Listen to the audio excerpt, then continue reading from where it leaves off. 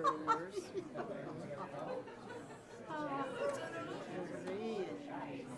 Swedish Korean.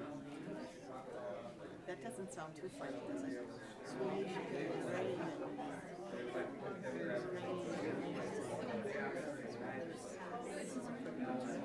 This is really lovely. Yeah.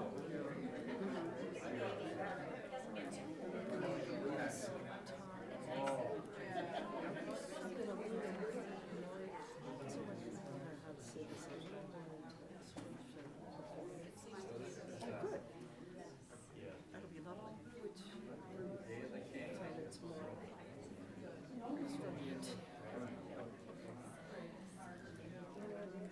Yes, you are freer to express yourself here. Yes, you are. I think Dawn found that. Yeah, yeah.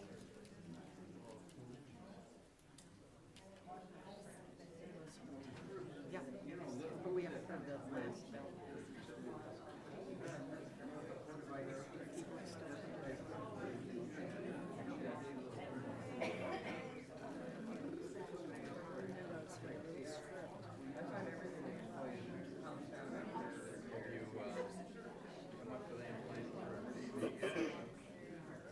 No, but I am gonna go, I suppose the knee is the main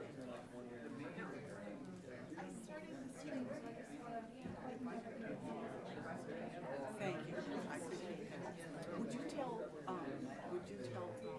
there we go. All right. Thank you. You told them well.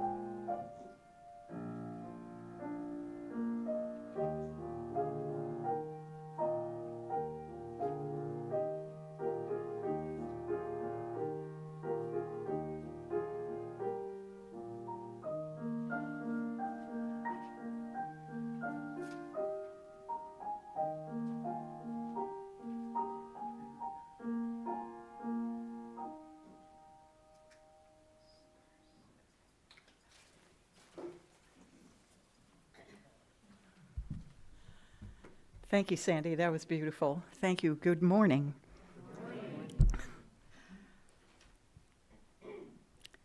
We come to religious community from many paths and with diverse needs. If you have come here seeking comfort, may your pain be soothed. If you have come here looking for answers, may you find new questions. If you have come here seeking purpose, may your call be awakened. If you have come here hoping to build a new way, may the path open before you. So yes, welcome to everybody here present and also online right up there. Hi, guys. We are so happy you chose to spend your Sunday morning here with us. I'm Cindy Steele.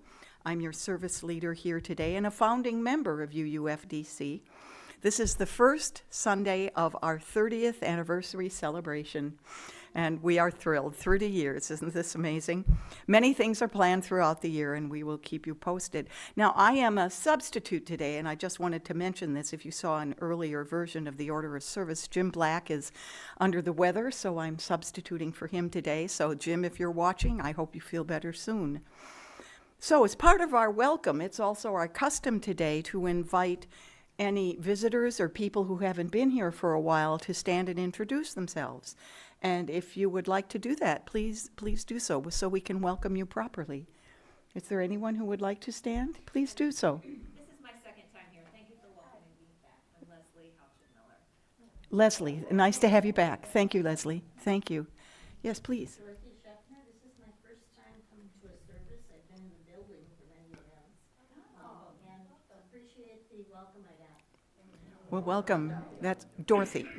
Her name is Dorothy. This is great. Well, if you have any questions about Unitarian Universalism or the Unitarian Universalist Fellowship of Door County specifically, please feel free to ask your questions at the welcome table, and you'll get some very nice answers. After the message and the postlude, please move to the gathering room that's across the foyer for coffee and conversation.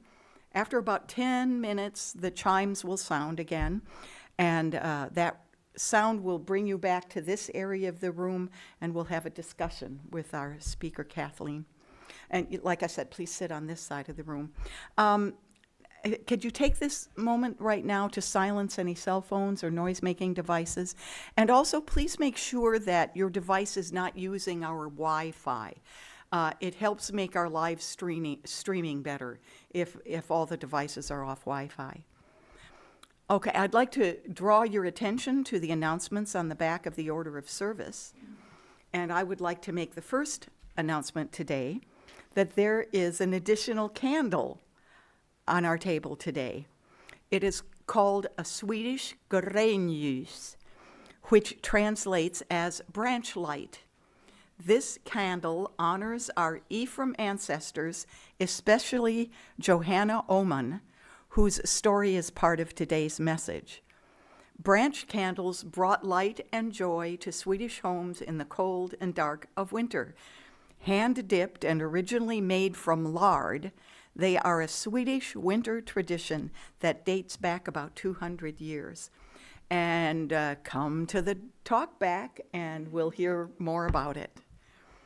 Are there any other announcements relating to UUFDC right now? Carl will bring the microphone to you. Hi.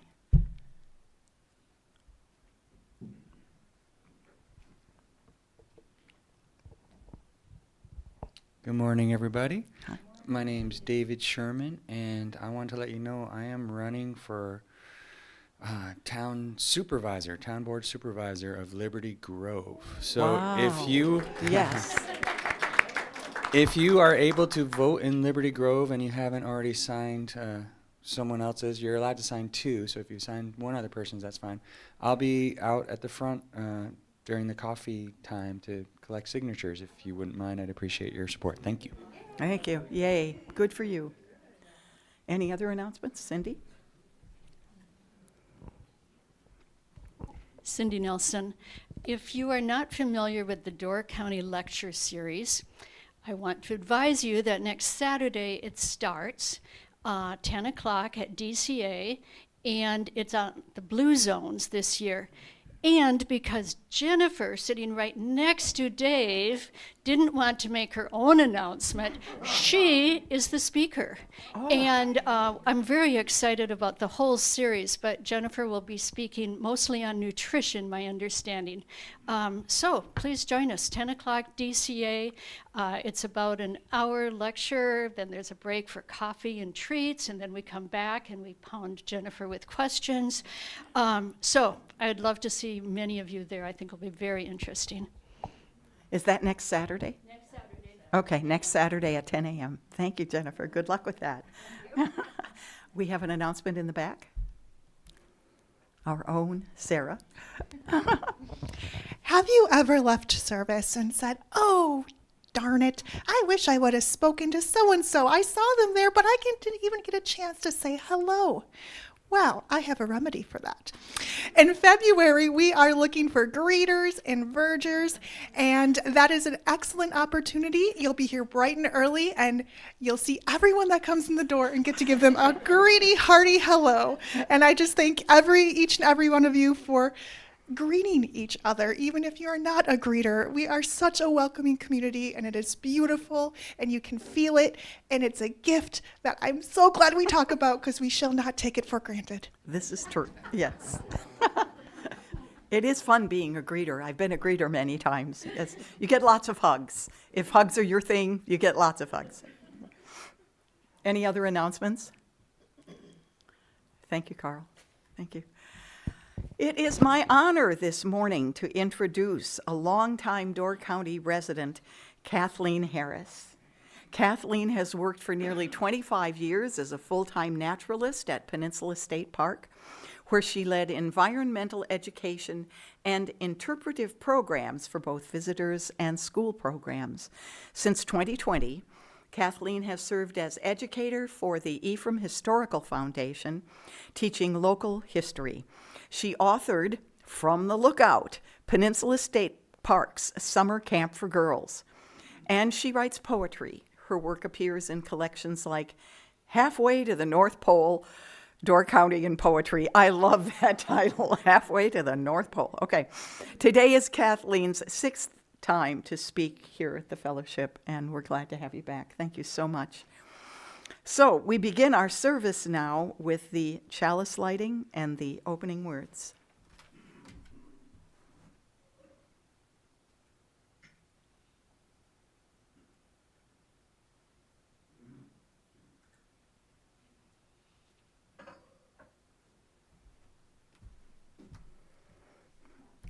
As we light this chalice, may each breath remind us that the sacred rhythm of life, the pulse of creation, and the power we hold to shape the world around us. Now, please stand for hymn number 147, When All the Peoples of the Earth, and then follow in the order of service for the unison affirmation and doxology. And Sandy is going to play the hymn through for us one time.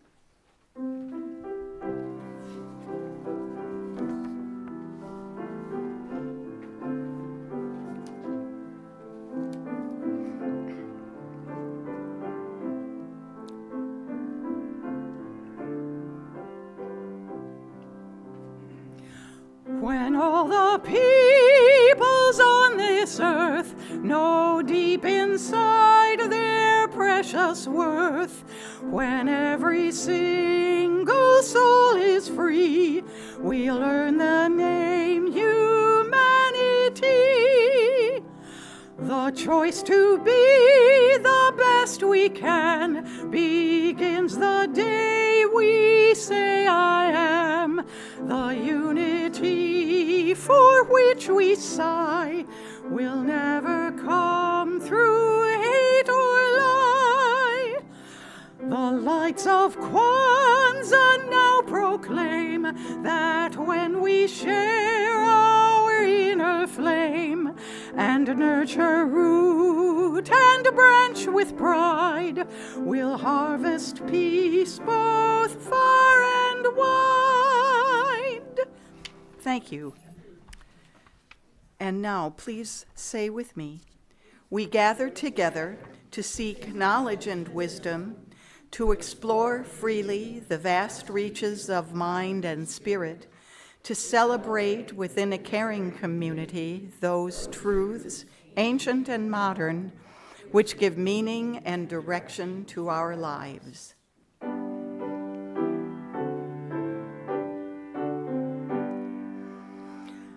From all that dwell below the skies, let songs of hope and faith arise. Let peace, goodwill on earth be sung, in every land, by every tongue. Thank you. Please be seated.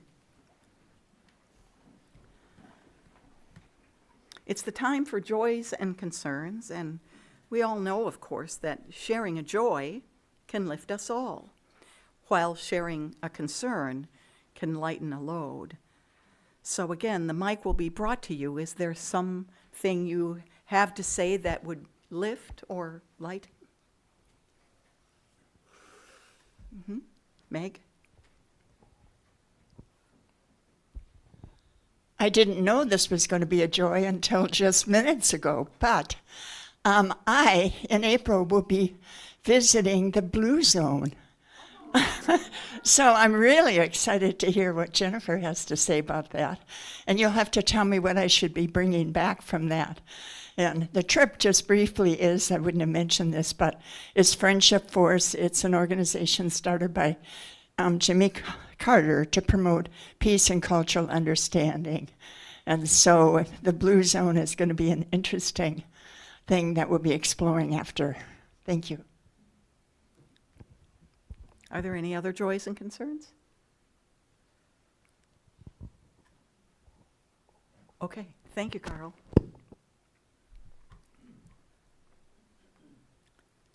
For our offertory, we do a lot of work in this congregation to benefit, of course, ourselves, as well as the larger community.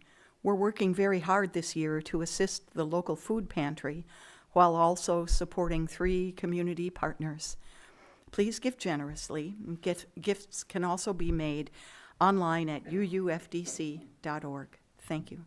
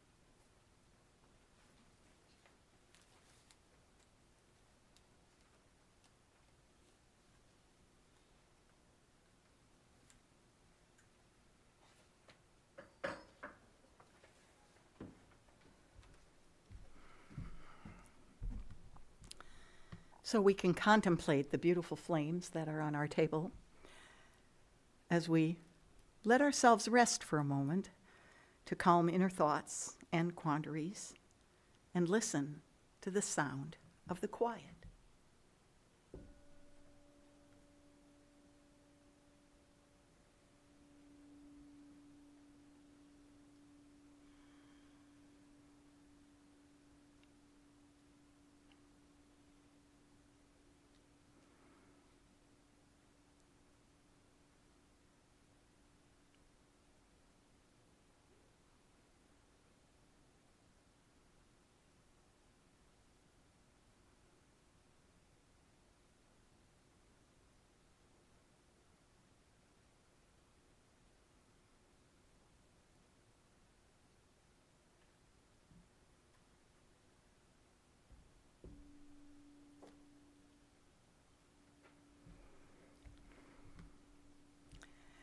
Kathleen has chosen 2 readings fitting for her message today. The first one is by Rabindranath Tagore, and it is called Light.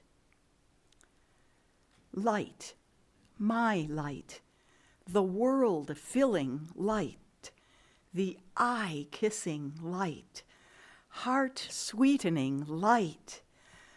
Ah, the light dances, my darling, at the center of my life. The light strikes, my darling, the chords of my love. The sky opens, the wind runs wild, laughter passes over the earth. The butterflies spread their sails on the sea of light. Lilies and jasmines surge up on the crest of the waves of light. The light is shattered into gold on every cloud, my darling, and it scatters gems in profusion. Mirth spreads from leaf to leaf, my darling, and gladness without measure. The heavens' river has drowned its banks, and the flood of joy is abroad. The second reading is by David Whyte. It is called Sweet Darkness. David Whyte describes this poem as a hymn to the night. He wrote this poem when he realized that he has a different conversation with himself at night in the darkness, the unknown, than he does during the day. Sweet Darkness. When your eyes are tired, the world is tired also. When your vision has gone, no part of the world can find you.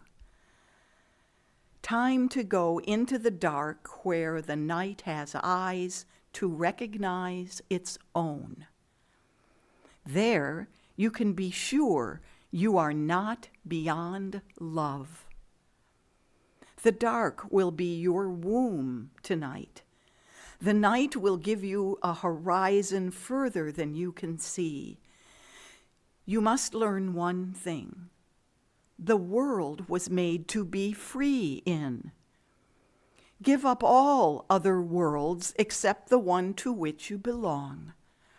Sometimes it takes darkness and the sweet confinement of your aloneness to learn anything or anyone that does not bring you alive is too small for you.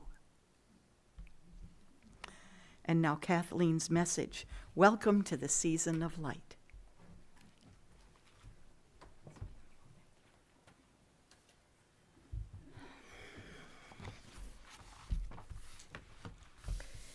Well, good morning. And as Cindy said, welcome to the season of light. This morning, we'll explore religious mythology related to the season of light and end with 2 true stories of Ephraim ancestors who were rescued by different kinds of light. 12 days have passed since Christmas. Tomorrow is 12th night. An excuse to quote from Shakespeare's romantic comedy of the same name. Dost thou think, because thou art virtuous, there shall be no more cakes and ale? Nay, saith we at the UU, the season of light provides a pleasant and sometimes tasty bridge between Yuletide revelry and somber March.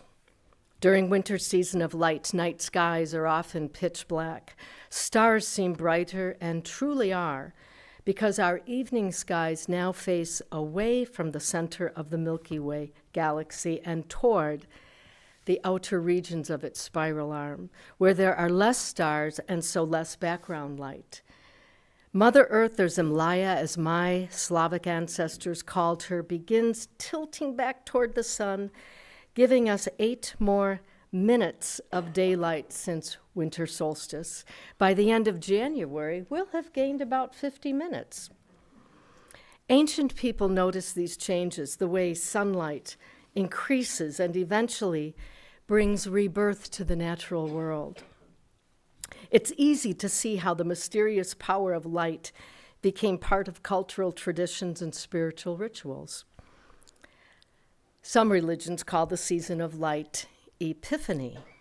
Modern Americans understand Epiphany as a sudden insight, but the word originates from a Greek verb that means to shine forth, to appear.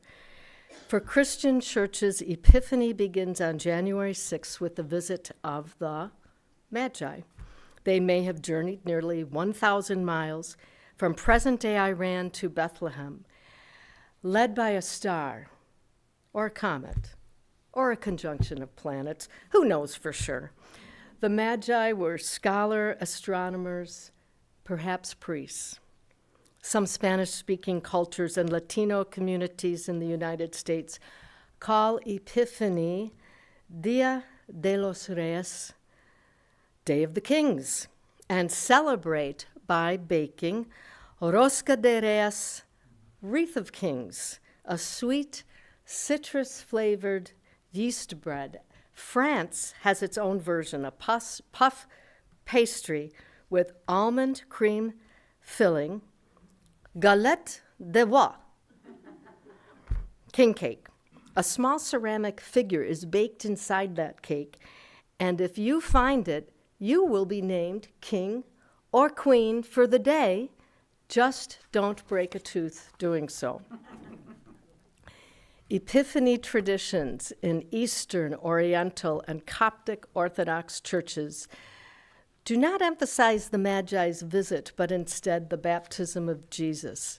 These churches celebrate theophany. Theos means God, and phenein means appear. Theophany is a national holiday in Greece, in Cyprus, and in Romania. Incidentally, the Orthodox Holy Transfiguration Chapel on private property, see some people nodding out there, is in Sister Bay, and if you're not familiar with it, ask about it at the talkback. In times past and still today, some Coptic Orthodox Christians in Egypt prepare for theophany by immersing themselves in water that they consider sacred. This cleansing ritual is called Eid el-Getas, and it prepares believers for connection with the divine by symbolically washing away what is no longer needed. Does this remind you of Jackson Port's polar bear plunge on New Year's Day? Is the thrill of jumping into Lake Michigan's freezing waters year after year after year an unconscious desire to participate in a communal, ritual-ish washing away of the old to let in the new? Or is it simply about bragging rights? Eid el-Getas has its roots in the ancient Egyptian festival of divine light, which honored the sun god Ra, half man, half falcon, with a blazing sun disk on his head. He was fierce enough to guide souls through the shadowy underworld to the luminous afterlife. Egypt's festival of divine light still has lamps and candles, but also modern electric lights and bonfires. Does this sound even a little like Fairball? A winter solstice celebration by ancient Norse people, reimagined in Ephraim every year since 1964. Spiritual enlightenment permeates the season of light. The spark in some religious mythologies is the appearance of a deity in tangible form. A burning bush, a sacred space, Orion all aglitter in the night sky. In our times, a phone call at just the right moment, and so on. Such things are not God, but of God, glimmerings of spirit. The idea of a creator, God, Allah, presence, primal source, whatever the name, revealing itself is found across many wisdom traditions. In India, especially in Hinduism, they call it darshan, from a Sanskrit root word that means to experience or to see. In The Faith of a Theist, a 1999 brochure in the rack just around the corner, UU minister Rosemary Bray McNatt describes the concept of manifestation this way: the irrational idea that amid everything there was a knowing, loving presence that abides in all things, even me. Is there a loving presence that we humans can experience? I don't know for sure. But the founder of Ephraim, Moravian minister Andreas Iverson, believed so. On December 18th, 1859, he dedicated the church building, which at that time was along the shore, to what he called the Holy Trinity. In his 1896 memoir, Iverson wrote, "Gabriel Wanthne rang the bell, and the two big sleighs drawn by oxen and loaded with people neared the church. It was the Germans, our neighbors on the east, and the Americans from Fish Creek. The whole congregation all rose to worship under wonderful impressiveness. It was sublime." Several years earlier, in December 1854, Iverson was ministering to Moravians in Cooperstown, Wisconsin, a community 80 miles from Ephraim, or he would have pronounced it Ephraim. Iverson offered solemn services on Christmas and New Year's and was very, very pleased that there were no dancing or drinking parties in the whole settlement. Iverson's return to Ephraim, however, was delayed until mid-February when the bay finally froze. He set forth, walking across ice because there was no road through the forest. When he reached Sturgeon Bay, a blizzard raged for 3 days, dropping 4 feet of snow.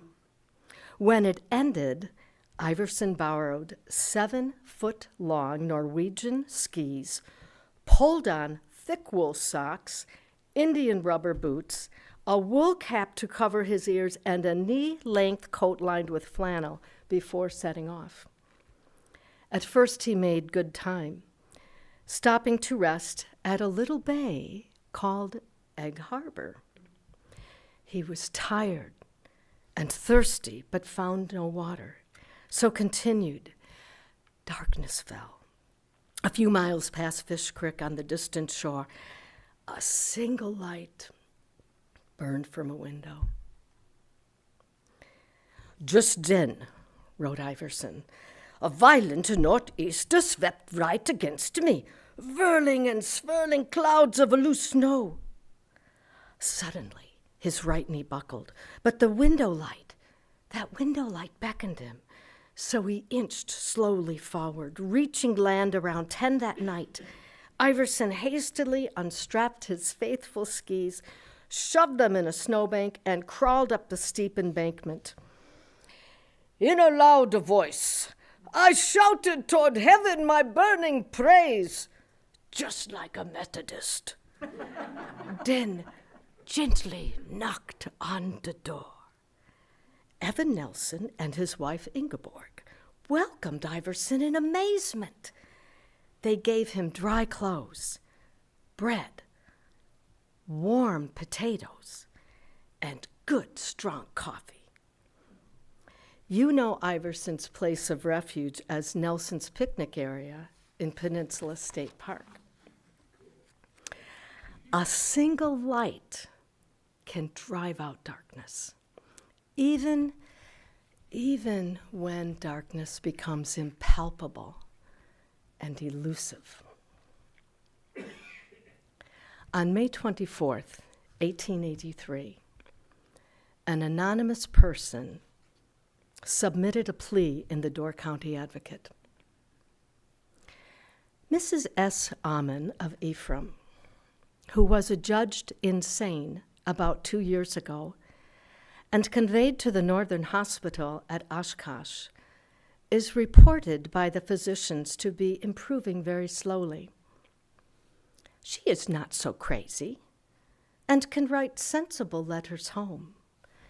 She begs her relatives to take her back to Ephraim, promising that she will be good and work hard as long as she lives if they will only remove her from this terrible place. She cannot speak English and is extremely lonesome and sick of heart. It would seem to an outsider that Mrs. Ammon should be given an opportunity to prove to her folks that she is as sane as they are. 18 months earlier, Door County's deputy sheriff had taken Johanna Ullman to the Northern State Hospital for the Insane. She was in her 50s, living on a farm along today's County A. Johanna was born in Sweden and had worked as the housekeeper at a manor, the most senior staff position for a woman. Think Downton Abbey. She immigrated with her husband and children to Chicago around 1871. The Chicago fire dashed their dreams, so they settled in Ephraim. Johanna arrived in Oshkosh in the dark of winter, January 1882. She returned to Ephraim in November 1883 as another winter approached. "The old lady is still deranged," reported the advocate, "but not at all violent." Johanna Ullman lived the rest of her days in Ephraim. She died on June 11, 1912, at age 91. This past year, her descendant, Camilla Ross, replaced Johanna's long-gone gravestone with a new one.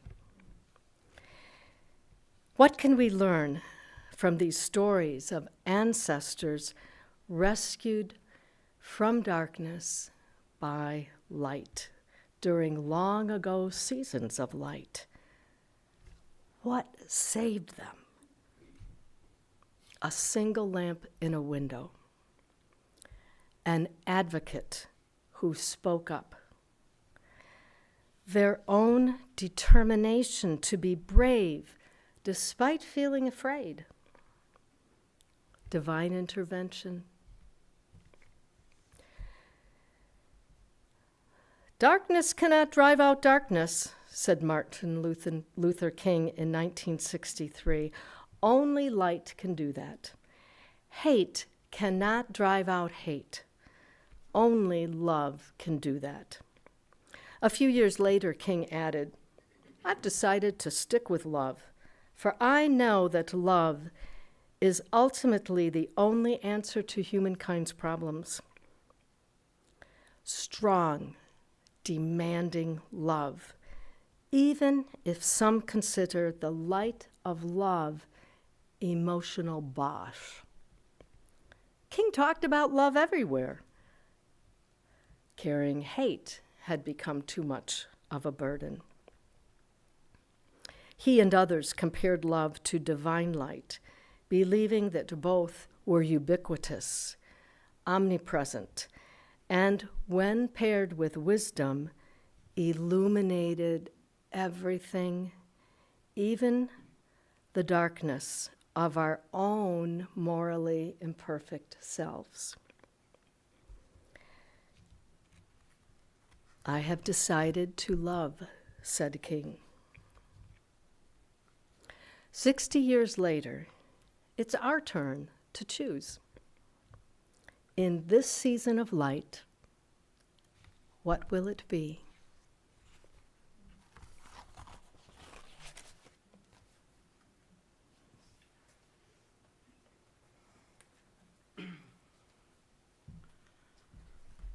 Thank you, Kathleen. That was beautiful. Thank you.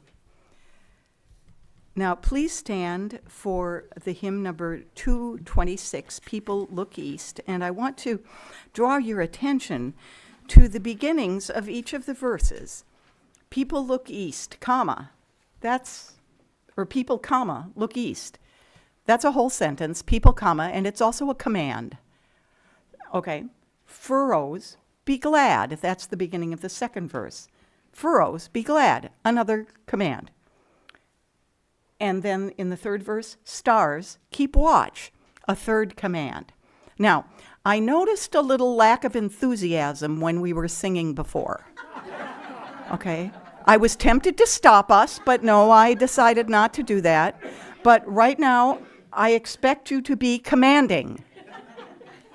People, look east. The time is near of the crowning of the year.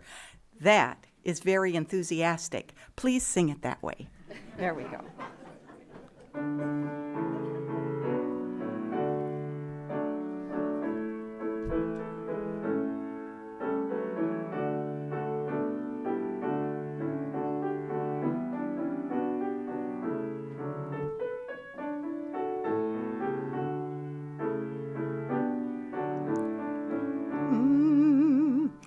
People, look east, the time is near of the crowning of the year.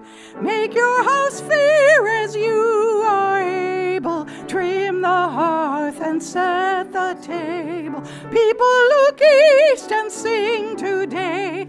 Love, the guest is on the way. Furrows, be glad, the earth is bare. One more seed is planted there. Give up your strength, the seed to nourish, that in the course the flower may flourish. People, look east and sing today. Love, the star is on the way. Stars, keep the watch when night is dim. One more light the bowl shall brim, shining beyond the frosty weather, bright as sun and moon together. People, look east and sing today. Love, the star is on the way. Thank you. Please be seated. That was a lot better, guys. Thank you. Makes me feel better, you know. Now again, you're invited for coffee and conversation across in the gathering room, and then come back for discussion with Kathleen when you hear the chime. So, as we extinguish the chalice, let it continue to glow gently in our hearts. May it light your path as you leave this space.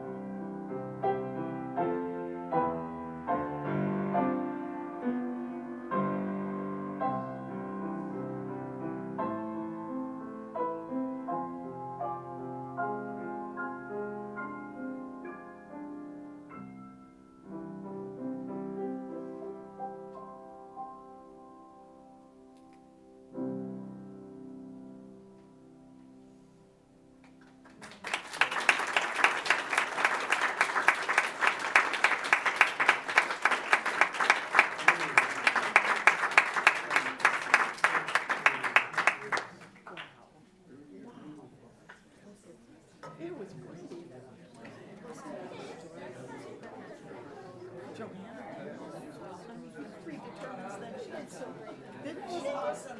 that wonderful?